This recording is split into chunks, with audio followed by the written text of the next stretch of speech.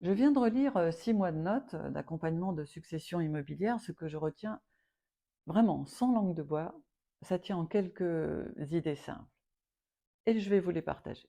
Tout d'abord, 80% des problèmes qu'on me présente comme juridiques sont en réalité émotionnels. Le notaire vous donne les règles, mais ce sont les non-dits familiaux, les vieilles rancunes, les peurs muettes qui bloquent les ventes. C'est là que j'interviens. Ensuite, la précipitation coûte cher en général, toujours sans exception. Toutes les ventes en succession faites en peu de semaines après le décès ont laissé des regrets. Toutes celles faites après quelques semaines, eh bien le recul a été vraiment bénéfique et ça a apaisé. Le temps n'est pas votre ennemi, il est votre allié. Autre chose, ne décidez jamais seul. Pas seulement entre frères et sœurs, mais aussi entouré d'un tiers neutre.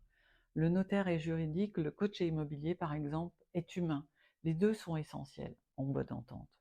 Une autre constante, un dossier complet, posé en amont, transforme la signature en un moment de soulagement, plutôt qu'un moment de stress. Tout ce qu'on construit avant, l'audit, les diagnostics, les scénarios discutés, cela devient le matelas qui amortit le jour J. Et la dernière, la plus importante, la maison familiale, ce n'est jamais qu'un bien. C'est aussi une étape de vie. Vendre, garder, partager, racheter, toutes ces options sont légitimes. Aucune n'est meilleure qu'une autre. Ce qui compte, c'est qu'elle soit choisie en conscience, pas subie. C'est ça le coaching immobilier en succession.